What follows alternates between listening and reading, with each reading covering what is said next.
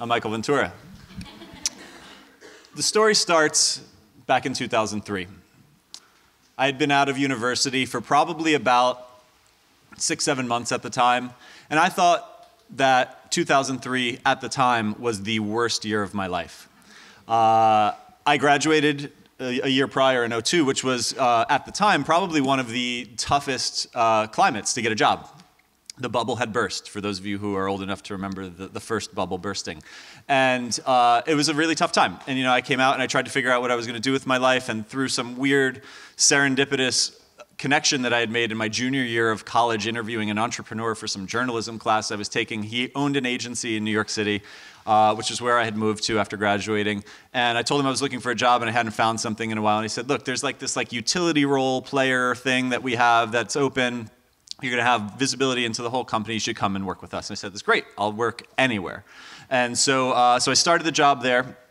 And the job was tricky because I had many masters, right? I had a creative director who actually didn't come to work very often. There was a bar about a block away that he liked to work from. And so my job was to go to the bar and spend a couple hours with him, not drinking, but hearing what he wanted me to go back and tell art directors to do. It was weird.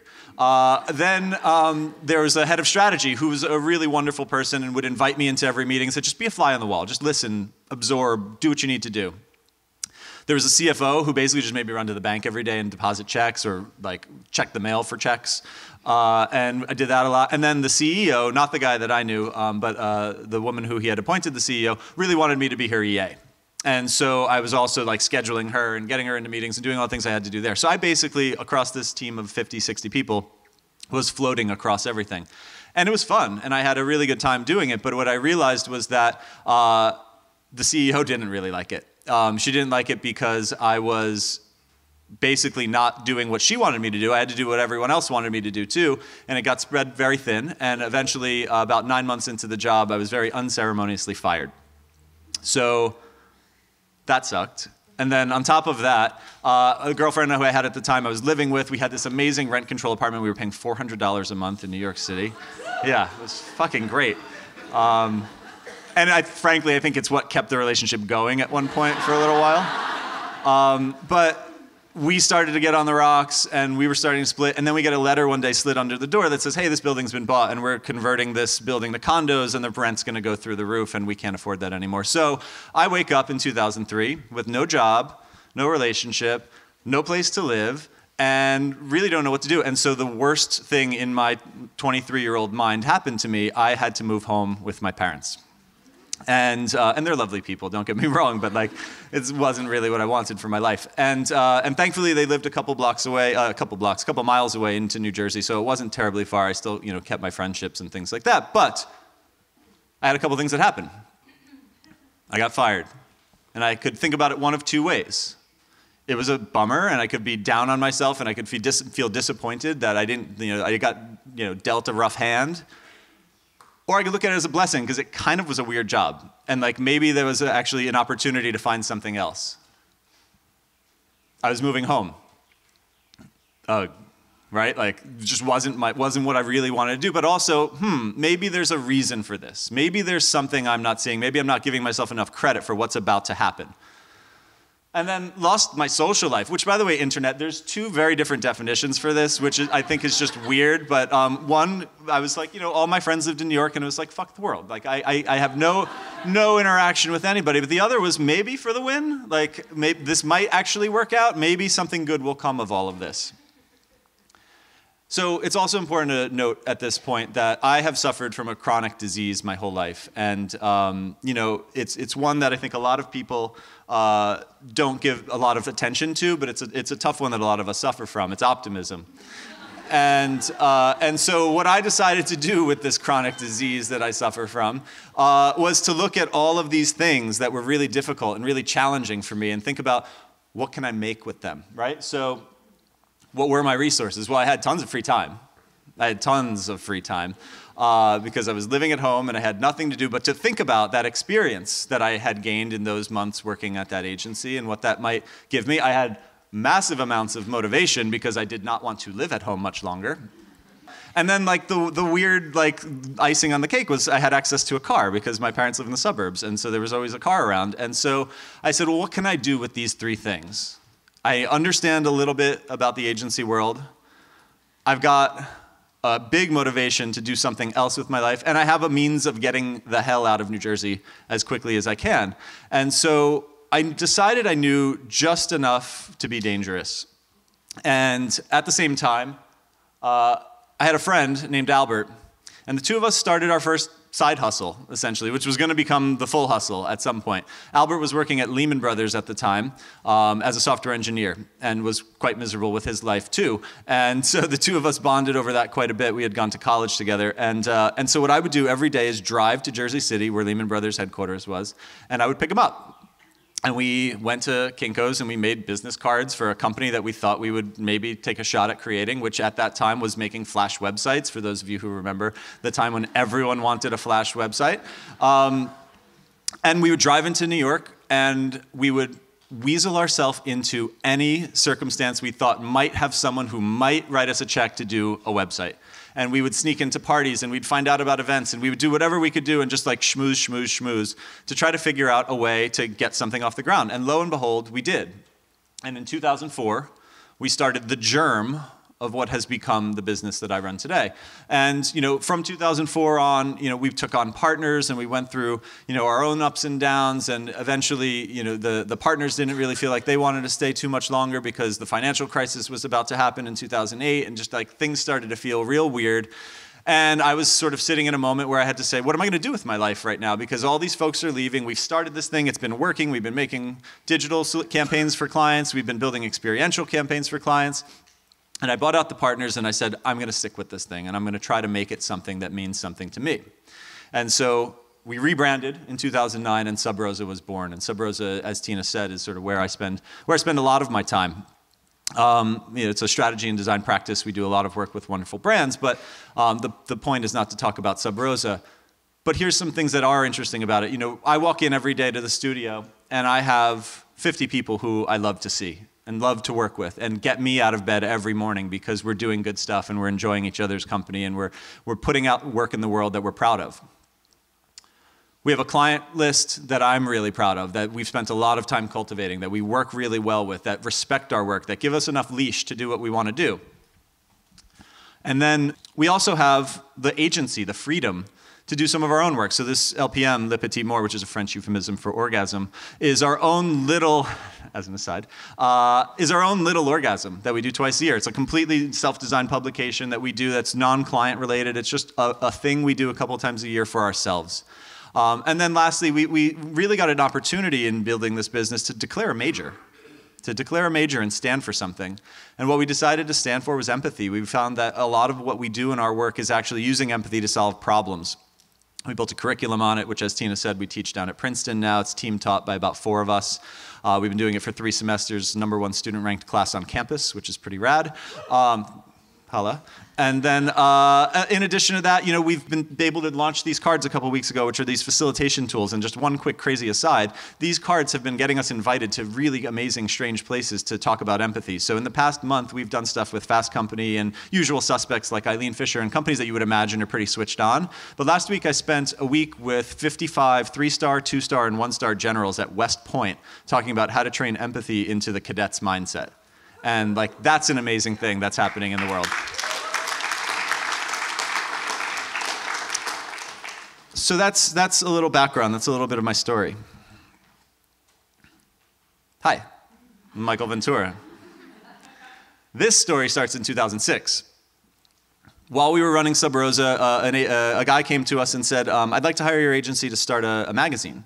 I'm a real estate guy. I rent a lot of my real estate to tattoo shops on the Bowery. And what I found is there's not a good tattoo magazine out there. And I want to create one.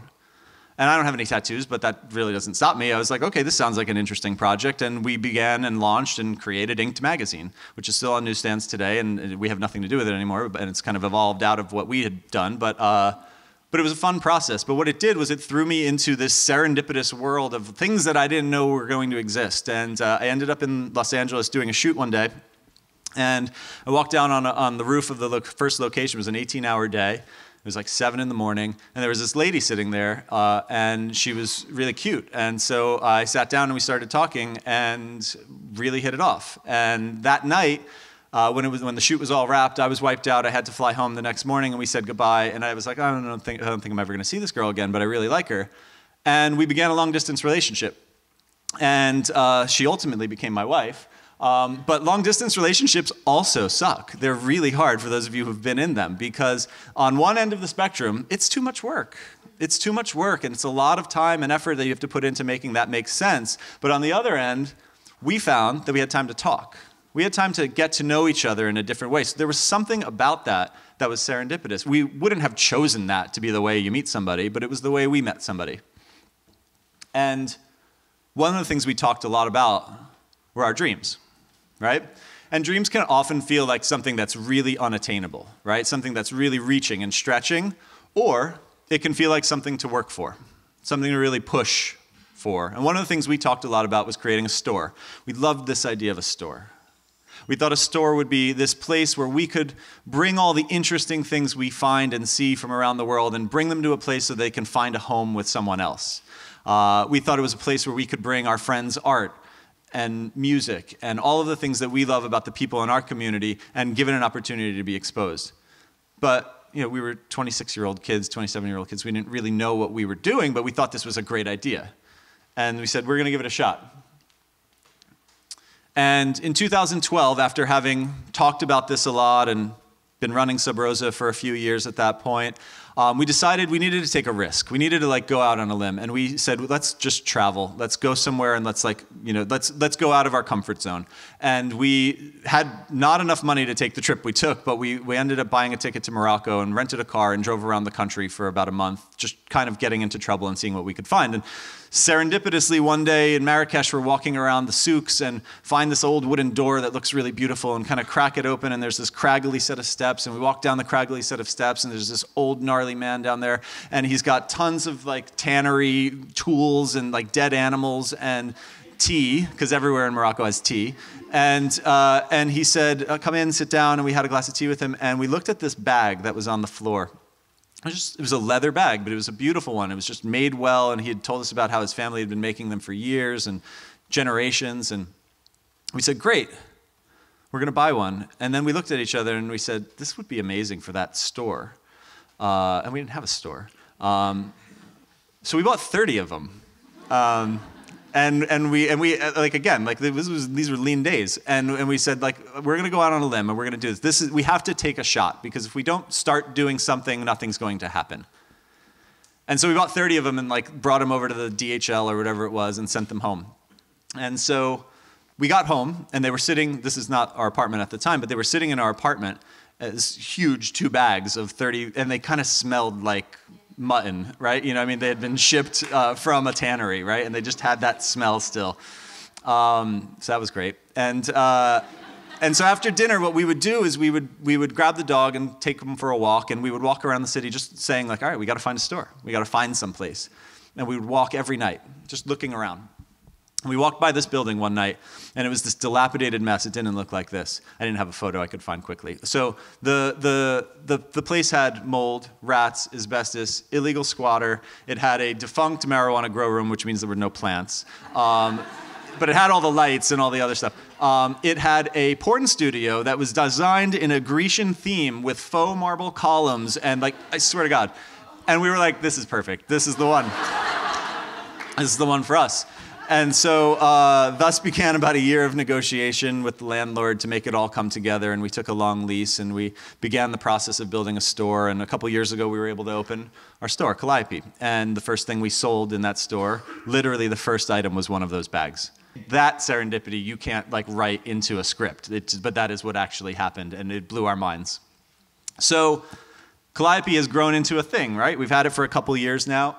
And we sell everything we thought we'd sell. We sell amazing stuff from makers that we've gotten to meet and know over the years. We sell stuff from that same guy in the souk. He's still like, he takes his little Nokia phone and takes photos and mails them to us. And it's like, this is what I have. And we say, ship them out here, and we sell them. And as we travel, we continue to do that. And I put the photo on the bottom right to also just make the point that we're still together. And that, you know, yes, we do fight sometimes. And yes, it's hard running a business with your spouse. And it's awesome also. And for those of you who are thinking about doing something with your significant other or have already done something, know that like we feel you, and that that it's totally doable, and it's a wonderful thing if you can pull it off. You know what's coming next. Hi, I'm Michael Ventura. So this is the last one, I promise.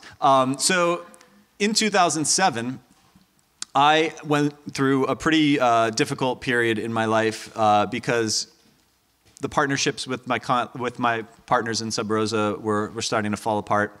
They all wanted to kind of get out and get day jobs that they didn't have to worry about eating what they kill, you know, kind of going out and doing the business development hustle. That's a hustle. I mean, it takes a lot of work. And they were looking for something that was a little more of a steady paycheck. And I was about to get married in about 6 months, so the stress of that was weighing on me. But the biggest stress was that I would walk in every day to a studio of 40 people, and I could not see 40 people. I saw 40 rents that need to be paid, 40 grocery bills that need to get paid, 40 people who want to go on a date this weekend and pick up the tab. And I just had that pressure on me of that thing on my shoulders that said, you're responsible for all these people, don't fuck it up. And that was really scary. It was really tough for me, and I didn't know how to handle it, and I didn't have mentors at the time who could teach me how to handle it. And so one day, I was changing the water cooler, as any good CEO should do. I bent down to pick it up, bringing it over, and just saw white. And opened my eyes maybe a minute later, and I'm flat on my back on the floor, and the thing is glug, like literally, like it's the worst scenario possible, like just getting me wet with water, and I realize I can't move. My legs are like completely numb. And I had ruptured 3 discs in my lumbar spine. It sucked. It sucked pretty brutally, because that was the thing that I never expected to happen. I didn't know my body was going to, you know, the stress in my mind and the stress in my emotional stuff was something I thought I could handle, but then the body went out. And so I got taken to the hospital, and they said, look, you don't have really much of a choice here. We have to do surgery. We're going to fuse your discs, rods in your back, all this crazy shit. And you'll have arthritic pain the rest of your life, but it's what you have to do. And I didn't think that was a particularly wonderful sounding solution. So we talked about it a little bit, and I realized that in this moment I had pain, right? And I had a choice. I could give away my power to these doctors who had a plan for me, or I could figure out a way to reclaim my strength and maybe say that if this doesn't feel right for me, maybe there is a different way. And that was when I really started to think about, how am I going to heal? How am I going to get better from this? I'm sitting in the hospital at NYU, and I could do what I'd always done up until that point. I wasn't like an Eastern medicine guy. You know, I went to a doctor and got a pill for something whenever I was sick, right? And I could have done that again. I could have said, all right, let's do the surgery. Let's make it happen. Or I could trust that inner voice, that thing that we don't often trust, that thing that sits inside of us that, you know, when we're in our best prideful moments, we take a step forward listening to it. But a lot of times we second guess it. And so I did. And I said, you know what? I kind of reject the recommendation. I'm going to take that walker and I'm going to leave. And I ambled out of NYU Medical and started just like kind of walking to a downtown avenue. It was on First Ave. I had to get to Second Ave. Because also I'm a jerk and like wanted to walk an extra block after my back hurt that much. And so as I'm walking, I saw a sign for an acupuncturist. I had never done it before. And I was like, what the fuck else can I do? Like, I mean, like this has got to maybe, like there might be something in this. And I walked inside, and if my pain was at 100, I left at 99.5, right? I wasn't cured. But there was a crack in the door. There was something that happened. Something made me say that actually helped more than what I think might have happened otherwise. And so I went back. And I went back, and I went back, and I went back, and I went back, and got to know this practitioner. And he asked me, you know, he goes, how stressful is your life on a scale of 1 to 10? And I think my answer was like, 1,000, right? Like, it's a lot. And he said, I don't think you actually have physical problem. I actually think this is about stress.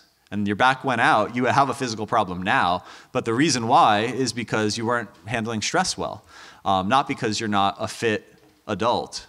And so that got me thinking, and I started to wonder, what would I do about that? Because I didn't have any teachers, I didn't have anyone around me. And then lo and behold, this weird dude showed up in my life. His name's Gil Barreto. And Gil was my first spiritual teacher. He was referred to me from a friend when I said I needed to find someone who could really help me work on something other than my physical body. And Gil was in his late 80s at the time. He's since passed away. But Gil and I spent days together at a time, talking about getting that person inside of you to be more empowered, getting that inner voice, getting that foundation that I stand on here today sturdy. Because I was living up here. I was living in the stress of walking in and seeing 40 people who wanted to get their rent paid. And I wasn't thinking about what could I maybe do if I was working from here, if I was working from that place in my gut that actually knows the real stuff. And so one day, after a couple of years of working with Gil, he said, you know, what's your meditation like? And I said, I'm still having a hard time with it. I can't sit still. Like sitting still and meditating is just like overwhelming for me. And he said, well, why don't you try Tai Chi? It's moving meditation. It's going to give you something else to do. And I said, that sounds like an interesting thing. I'll give it a try. That next day, Serendipity, I walked out to go to a friend's. Oh, and by the way, my back got totally better in 6 months. Neglected to mention that. But after just like working on meditating and stress and being aware of all of that, no surgery, I'm totally fine, right? Like I can touch my toes. It's great. But I would go out the next day to go to a Christmas party that a friend of mine was throwing not too far from here. And it was at an Italian restaurant, and it was down in the basement. And I walked down into the basement, and there are 39 white people and one Chinese guy in this place. And I see him like weaving through the crowd, as I'm coming down the stairs towards me. And I get to the bottom step, and he puts his hand down, and he says, "Hi, I'm Master Ru. I teach Tai Chi." Like the next day. It was amazing. And so, like, you know, had I not been looking, had I been forcing it, had I been really trying to find it, I probably would have found someone else and maybe not have worked out in the same way. But Master Ru became my guy. And sunshine or rain or snow, outdoors at South Street Seaport at 7:30 in the morning, every day we were out there freezing our asses off or sweating our asses off doing Tai Chi together. And he taught me a lot about how to meditate, how to move in space in a different way, how to be present, and taught me a lot about Chinese medicine.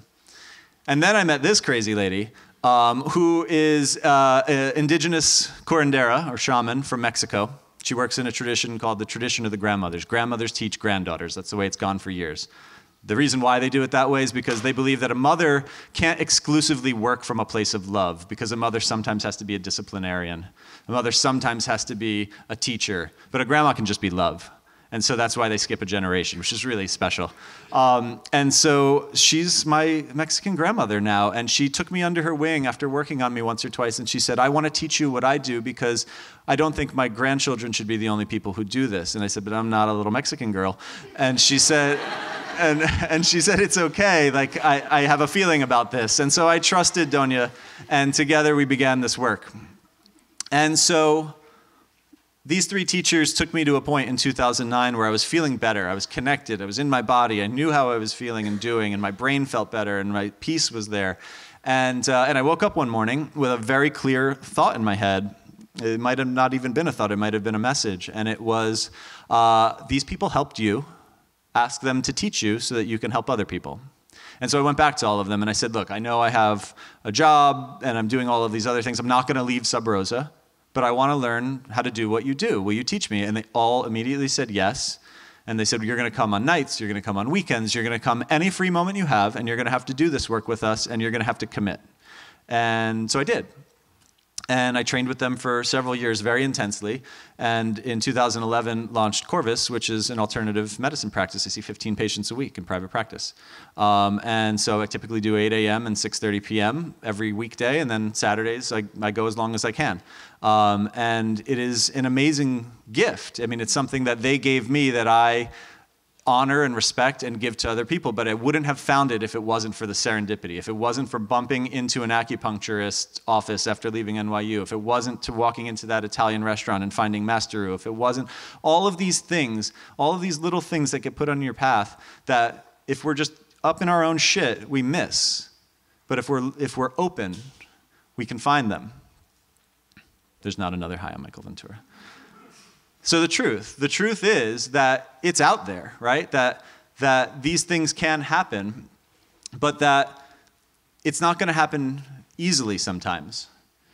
Adversity is a reality, right? There is a challenge that's going to continue to get put in front of us every day that we have to overcome, right? You got fired, the relationship's hard to manage, your back goes out, whatever it is, like there's a thing that's gonna get thrown at you that's not gonna feel so great, that's gonna be putting you to your test. And what are you gonna do? Are you gonna go for it? Or are you gonna pass it by? Because good fortune is waiting for us. I promise you, it is. It's just, it's really hard to see sometimes when the stuff gets really tough. So, yeah, where is it going with this? So I have a theory that I've developed, which I like to call the tuba savant theory. It goes a little something like this. You might be a tuba savant. You might be a black belt. You might be a baker. You might be a ton of things. But most of us don't try enough stuff. I believe everyone in this room has undiscovered savant gifts. I just don't think we've tried enough, right? I don't think we've gone out of our comfort zone enough to see what else is out there. Now, granted, you might not be great at everything, okay? I have like a saxophone that I thought I would be like, well, I'll give it a try. And I bought a saxophone and took a couple lessons. The second I even go near it, the dog runs out of the room. He's like, there's ungodly shit that comes out of that horn and he doesn't want anything to do with it. So like, you know, you gotta try stuff because if you don't try, you'll never know. But there is a possibility there. But this is the point. It's up to you, right? The adversity is going to come up to you, and it's going to rub you the wrong way. And what are you going to do with it? But if you're open, and you're willing, and you're able to trust and commit to the right things, you might find that your next tuba has been waiting for you all along. Thank you.